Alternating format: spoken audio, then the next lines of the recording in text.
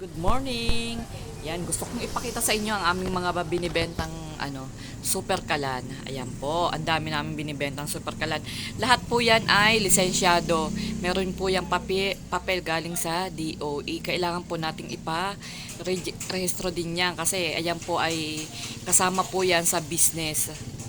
Yan, kailangan po ay lisensyado po yan. Kailangan may permit kayo niyan. Ngayon, ituturo ko po sa inyo kung paano para hindi magbara ang burner niyan. Yan, tuturo ko po sa inyo. Ito po ay nasa binibenta naming yan. Teka, igilid muna natin tong Ngayon, yan, ito kung inyo pong makikita, mapapansin. Pag po kayo ay bibili, silyado po yan. Ito po wala ng laman kasi nabenta na Ito po silyado po yan. Ngayon, pag may bibili dito, ang ginagawa namin, tinatanggal yan, tapos,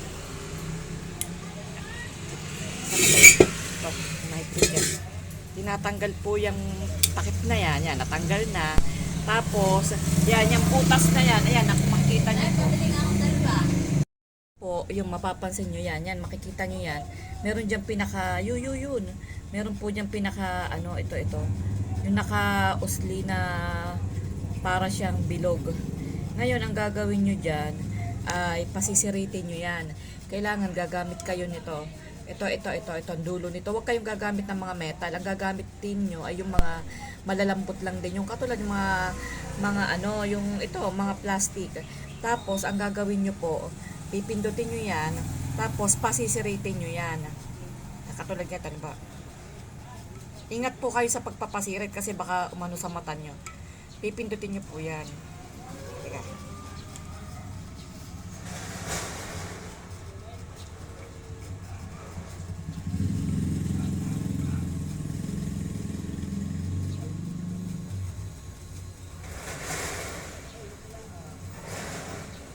Tayo mapindot.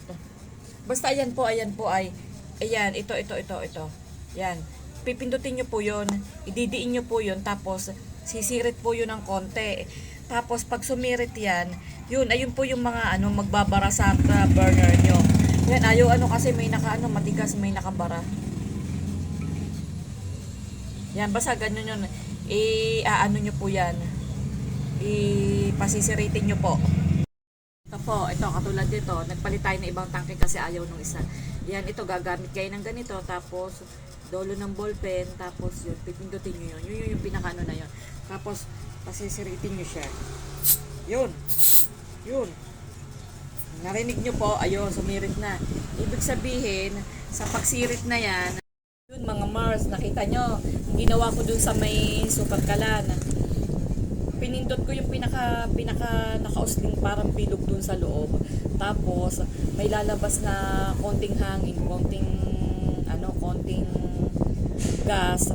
Tapos ibig sabihin nun, tumalsik na yung mga buhangin, yung mga dumi-dumi.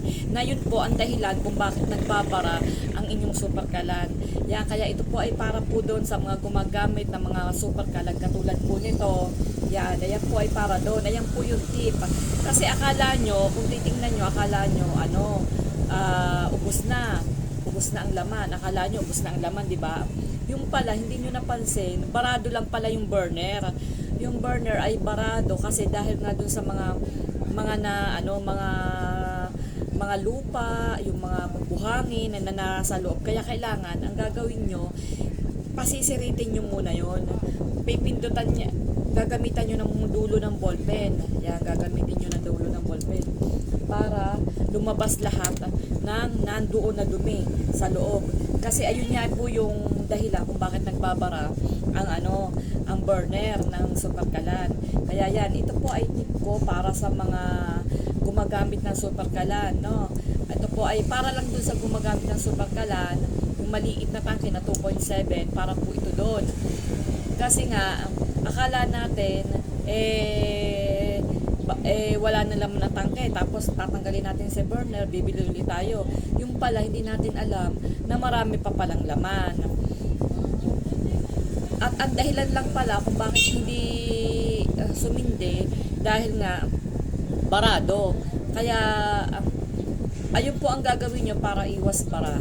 Para iwas bara ang mga burner, pasisiritin nyo muna. Pagkabili nyo, pasiritin nyo muna. Kung hindi nyo kaya, sabihin nyo po dun sa, sa bibilhan nyo. Kasi yung iba kasing, nagtitinda nito, hindi rin po alam eh. Kaya lang dapat, alam din nila. Dahil nga, ayun ay iwas talaga sa bara ng mga customer nila na iwas sa bara ng burner.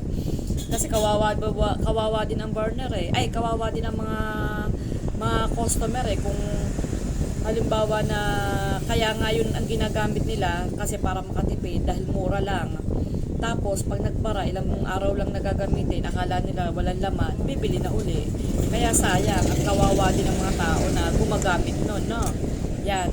Tip ko po yan sa mga sa mga na nagamit, meron pa.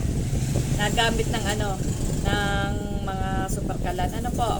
Yan, ayun lang po ang tip ko. Salamat po. Ingat po kayo. God